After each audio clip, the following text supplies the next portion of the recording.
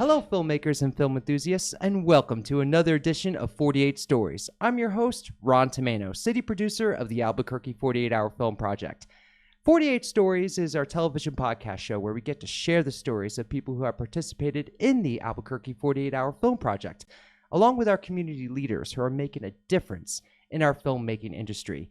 And we have a very special guest in our studio today because they are longtime veterans of the Albuquerque 48-Hour Film Project and the 48-Hour Film Project in general. We have Matthew and Soraya Evans here joining us in studio from Los Metates Studios. So I want to start off with the history of Los Metates Studios because this is what number 48 that you're doing now for the Albuquerque 48? We've made 12 timed film competitions. Let's see, how many have we done for Albuquerque 48? I think it's 7 for the Albuquerque 48 so far. Wow. So, yeah. Wow. So doing 7 films, I would like to find out, and I'm sure our audience would like to know, how did you come across the 48 for the first time, and how different was your first time doing the 48 compared to now? Like, what experience have you gained? It was a member of the team that we regularly work with, a friend of ours, Evelyn Coughing, who first told me about it.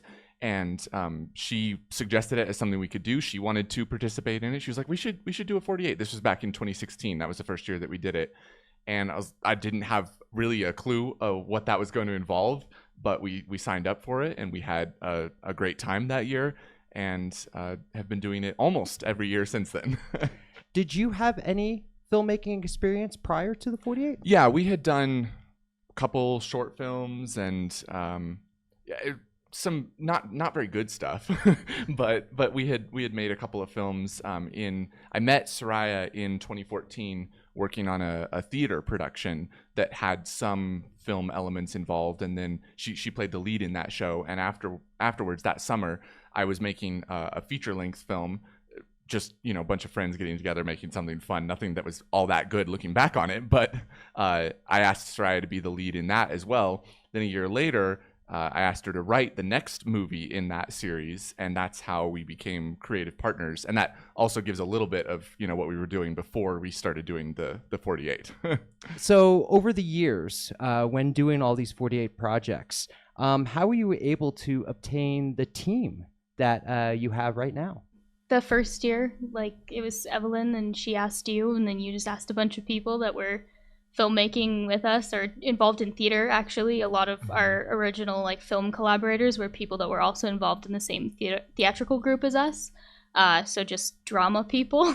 They're great fun, and they often have an interest in acting and just creative projects in general. So a lot of our original people came from that, and then over the years, it's just been kind of a combination of friends or work friends or acquaintances.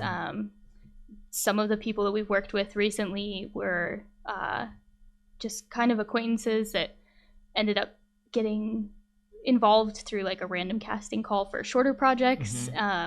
But now they're our favorite people to work with. So mostly friends. So we pick people up whenever we can. So do you actually host any casting calls before you do a 48? Do you actually have any workshops or networking events for your team to help prep for the upcoming competition? We've never done a casting call up to this point, although it's something that I've thought about, because I would like to have the opportunity to work with more people and just cast the net a little bit wider than we have in the past. I love the team that we've worked with. They're all great people. I just always enjoyed the opportunity to work with new people as well. So we've done generally up to this point, we just invite people to be a part of our team, and then we'll sometimes do a game night get together or something to kind of get the team together before we actually hit the 48 hours. But I think we're probably going to be casting the net a little bit wider for future stuff. I'm interested in that. It's just see who might be willing to work with us. So what was the one thing that you have learned over the years that sticks out from your first 48 to the most recent one that you did? From the first 48 that we competed in to the most recent one, we've learned that keeping the writer's room a lot smaller is a more efficient way to get a story created in a really short amount of time. So as cool as it would be to have the whole team involved, we, after the first few years of having everyone involved in the brainstorming process, realized that it really streamlines and just makes everything a lot quicker to have like 3 people max working on the actual script. So that's definitely something. And then the tool that we've kind of fallen back on, one of our favorite books as far as screenwriting goes, is Story by Robert McKee. We always try to put a really high priority on story, and it's kind of like I want to walk away from the 48 with a story that I'm proud of, and a story that is able to emotionally impact people in some way, whatever that might be. It seems we make serious films more often than we make comedies, but if we end up making a comedy, I want people to have a great time, and if we make a serious film, I kind of want to make people cry. And that's actually like a good thing in that situation, because it means we've moved people emotionally. So we over the years and we have so much more still to learn and to grow in that area, but we just really want to prioritize telling a story more than anything else, more than any sort of flashy special effects or anything. All that kind of stuff is fun, and we've had special effects and whatever else in films in the past, but I want the core of it to be about a story that is going to have an emotional impact on people who watch it. Do you find that the 48's a driving factor for your team to actually create films? Like, it motivates you to push you to get something done? Yes, absolutely. Yes. We've talked about that actually with however much we love the 48, but we also have been talking about we got to like actually get ourselves to make films sometimes outside of the 48, because it is a nice catalyst to get the team together and make something, and we have the parameters there as far as genre and stuff that helps kind of guide us for what we're going to make. But also it would be nice sometimes to have a little bit more time to make something, you know what I mean? There's a limitation there, and sometimes that's good and sometimes that's bad. So it's definitely a catalyst to the point where I got to work on making films outside of the 48. Right. Well, I asked that because you have not only done the Albuquerque 48, but you've done 2 or 3 other 48s outside of New Mexico. Mm-hmm. Talk to me about those, and how different was your process being outside of your home base? Yeah, well, each one of the 2 that we did were very different from each other, because the first time that we did it outside of Albuquerque was in Wilmington, North Carolina. And that was a total spontaneous thing, because Soraya's grandfather was celebrating his 70th birthday. And so her whole side of the family was all gathering in Wilmington for like a big family reunion. And her uncle sent me a message about a month or so before the competition. Before the weekend we were going to be there. I didn't know it was going to be a competition. And he said, hey, the weekend you guys are going to be in Wilmington is the first ever Wilmington 48-hour film project. Do you want to do it? Because he knew that we had done the 48 here. And we were like, sure. It's kind of wild. So that film ended up having entirely, like, everyone in the cast and crew was all Getty family members, because that's who we had to work with. Is related to me somehow. Yeah. So it's great, and the fact that we got mockumentary as our genre ended up working out perfect for working with that group of people. It was a relief. And then the other side of that would be we went up to Denver to compete in the Denver 48 last summer, and that was a totally different thing, because that was throwing out the invitation to the Los Metates team here in Albuquerque and asking who would want to go. So Wilmington was like, all right, it's the Getty family, film. And then going up to Denver was actually people from, our typical team who were willing to make a weekend trip out of it and go up there. In 2022, you not only won once, but twice. So, and both of your films went to Filmapalooza, where you were recognized by the 48-Hour Film Project team and Mark Rupert during the ceremony. Mm-hmm. Talk to us about what it was like to see your film amongst others in that festival from around the world. It was a great honor to be there, representing both Albuquerque and Wilmington, at Filmapalooza. It was really cool to get to see films from all around the world, because there is a lot of variety that comes in when you're seeing films from Europe and films from the Middle East, and of course ones from across the United States. It's all kinds of interesting things that come out. I remember being at the awards ceremony at Filmapalooza and seeing a film, I think it was from Shanghai, that was just an absolute knockout in terms of cinematography. Gorgeous. I was like, how did they make something like that in 48 hours? Just amazing and inspiring to see what the top 48 teams are doing from around the world. And then I get to a point where I'm like, how are we even here? You know what I mean? The level of talent in this room far surpasses anything that we can bring to the table. So just a great honor to be there. Let's switch gears. Sure. And let's talk about the Last Directive. Yes. So the Last Directive was the most recent one that you did for the 2023 Albuquerque 48-hour film project. We're going to show the Last Directive in just a bit, but let's tell our audience what you pulled as your genre and what your requirements were to incorporate into your 48-hour film. Yeah. So the genre choice that we got was climate film or dark comedy, and that was probably the worst genre choice we've ever pulled, if I'm going to be completely honest. My heart sunk when I saw that pop up on the screen. Dark comedy is kind of a ghost that has haunted us for a couple of years. After a few years ago, we made a dark comedy that really wasn't actually a dark comedy. We kind of bombed that genre. It was just a drama with some weird comedy in it.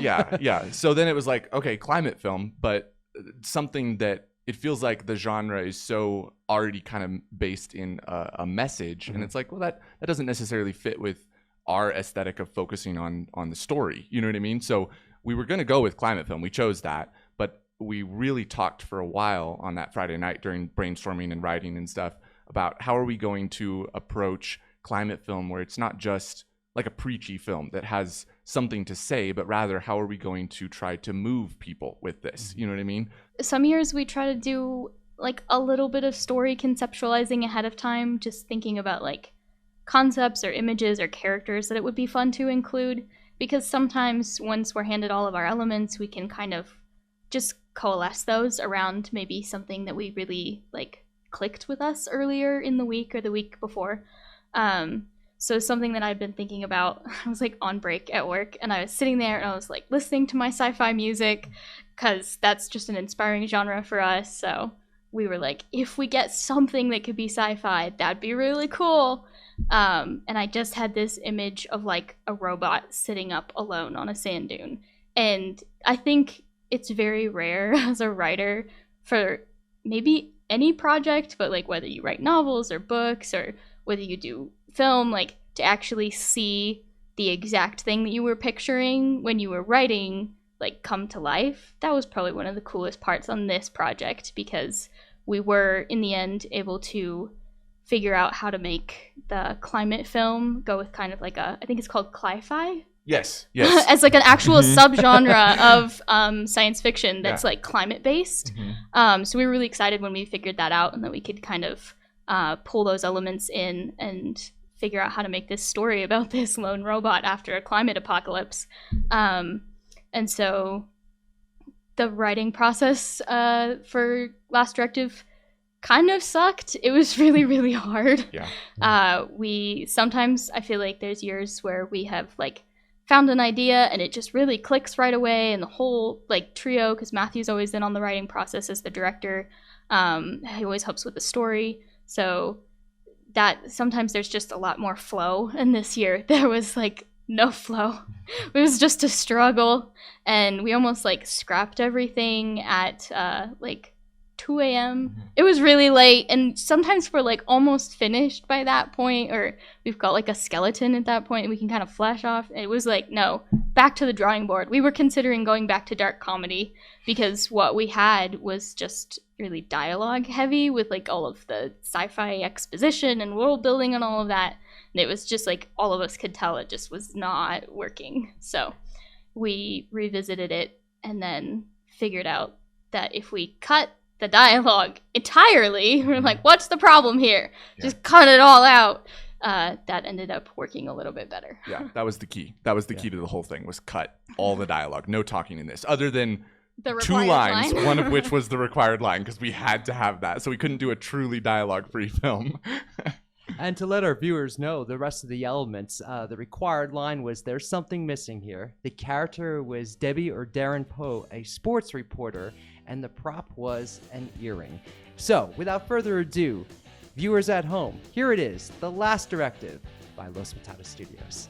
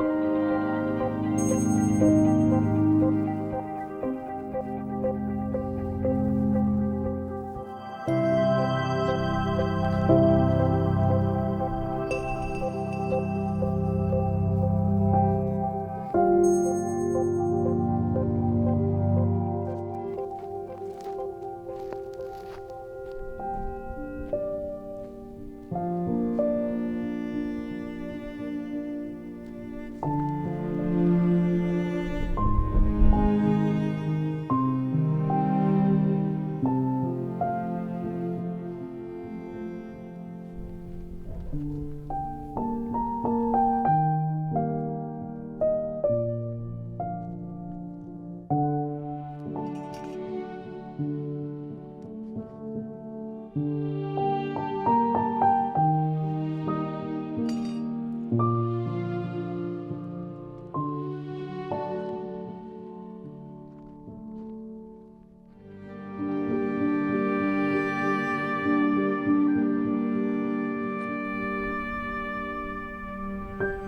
is Darren Lowe. This is Darren Lowe with the sport. This is Darren. This is Darren. This is Darren Lowe with the sport. This is Darren Lowe with the sports report.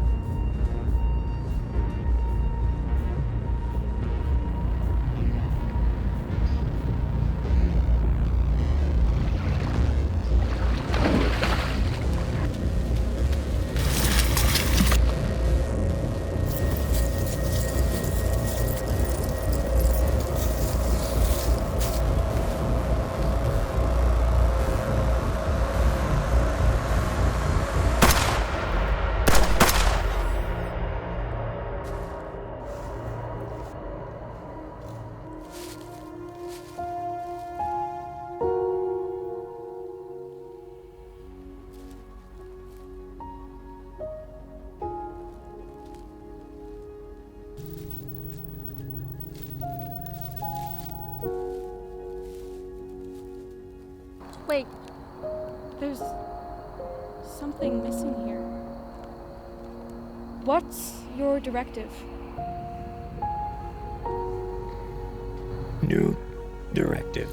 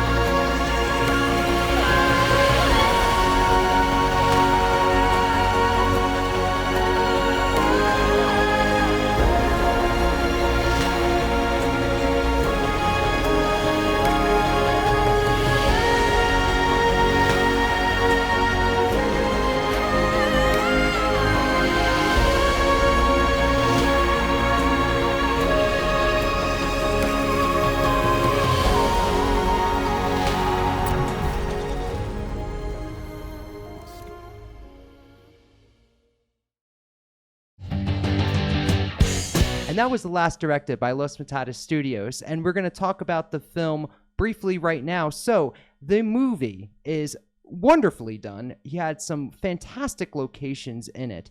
I do want to ask you, what difficulties did you come across shooting the film with the varying locations you had? In the original brainstorm, when we were like, well, we have this swamp area, which is really rare for New Mexico, we should try to use that. So we wrote that into kind of the ending of the film. But then when we got there, we had kind of multiple issues pop up with the swamp. Just walking in it, I never got in it. I feel bad. I should have probably, as director, for solidarity with with camera crew and boom mic operator and Ryan Aid, our lead actor. Shout out to Morgan and AJ, Yes. our sound and camera. Yes, but then if you want to share about the other issue with the swamp, which was that Arya did not want to go out there. Yeah, it's a little spooky when there's water in New Mexico. It's just unfamiliar territory, and our child actress had already worked several hours that day, and it was pretty hot. We're trying to make sure people had snacks and water, but she was just kind of done. And when you're 6, you're just kind of done, and like that's totally fine. But also there was a lot of pressure with the adults on the team to finish making the short film, so it was a little bit of a struggle to try to basically be doing some active rewriting on set to be able to not push Arya too far with what she was comfortable with in the water, and also to make sure that we had a ending to our film. Mm-hmm. Yeah, it was very much on the fly, figuring out how this was going to go. So when all is said and done, and you were able to get the film put together and finalize the shooting and everything, how long did it actually take you through the editing process to finalize the film and get everything together? Because you added some special effects, especially the one with Darren Poe, the sports reporter. Yeah. Special guest appearance by Matthew Evans. My cameo, yeah. So how long did it take you to actually go through that editing process and add those digital effects into the film? We finished shooting probably around 8-ish p.m. on Saturday evening, came home, had a little pizza party with the team, and then I jumped into editing right away. I don't remember exactly how long I stayed up that night. I know I got some sleep. It was not an all-nighter on Saturday night, Sunday morning, but Sunday, I think, if I'm remembering right, I worked for 13 hours, basically straight on Sunday to get all of that edited. And yeah, the special effects parts, both the Darren Poe little hologram and the heads up display of like the point of view shot of our android character, those were definitely the most stressful part, because some of that I was going into it not knowing exactly how to put that together. So it was not only having to do the actual editing of the special effects, but also taking a little bit of time to pull up some YouTube tutorials and just figure out how are we going to do this? You know what I mean? And the clock is ticking, and I don't even know what how I'm going to pull this off. So it's a little stressful, but we made it. Well, you totally fooled me, because those effects were prime. I mean, they were totally convincing in the film. So Last Directive, it's completed. You had it in the theaters, shown on the big screen. Now it's the new season, 2024, coming at you. So what new lessons are you going to take to this new project that you'll be producing and creating come springtime? It was interesting because something that ended up being a little bit of a contrast for us this past summer between The Last Directive, which was difficult. Like Soraya was saying, it was difficult in the writer's room to figure out where the story was going. It was difficult out on the shoot for a variety of different reasons, and then even the edit was hard too. It was all hard. And then when we made Submerged up in Denver for the Denver 48, just like a month and a half later roughly, things went generally a lot smoother. There were still some bumps along the road. And we had this unique like team camaraderie for the Denver one, with everybody being together at an Airbnb, because that's what we had to do, because we weren't local up there. So I don't know exactly what I'm going to take from that, but there was this team camaraderie that I had never experienced before that I would like to figure out how to bring that into our process in Albuquerque. It's probably a bit of a waste of money for us to, get an Airbnb here in Albuquerque when we live here, but there's got to be something there as far as a way to bring the team together. But there's a balance, because I still agree with what Soraya was saying about being careful about the size of the writer's room, and not having too many cooks in the kitchen, especially during such a probably the most difficult part of the process, which is the story. So I'm still trying to figure out exactly what lessons I'm going to take and how we might tweak our process a little bit, but there's there's a team camaraderie that I saw for the first time with all of us being together for basically the whole 48 hours that I would like to figure out how to tap into more because it was cool. I totally feel that every single time I watch your film, that everybody seems like they're on the same page with the story, with the shooting, the editing, the acting. So kudos to the both of you with your direction and producing skills to bring that to fruition. But for those who want to see your past 48-hour film projects and new projects that you're working on too, where can they go to see all that? Probably the best place would be YouTube, because we have a YouTube channel, Los Metates Studios. Just released a new short film yesterday. We're making some 1-minute short films as kind of like a way to, you know, keep our skills sharp, try out new genres, just get to have some fun. So there's always, hopefully, if I can keep up with the editing, there's always fun stuff coming out on YouTube. So that's probably the best place. All right. Well, thank you so much, Los Metates Studios, for joining us here in studio, sharing your 48 story with us and where we can see more of your work. Thank you so much. Yeah, thank you for having us. It's been great to get to talk to you. And thank you guys. And for you at home who want to share your 48 story with us on our show, please email us at albuquerque@48hourfilm.com. Tell us your connection to the Albuquerque 48-Hour Film Project and how you are making a difference in our New Mexico filmmaking community. You can rewatch this entire episode online or download the podcast at the platforms listed on your screen. Be sure to follow, like, and subscribe to us at ABQ48HFP or go to our website, 48hourfilm.com/Albuquerque for the latest information on all of our upcoming events and competitions. So until next time, Albuquerque, this is Ron Tomano saying, go make a movie.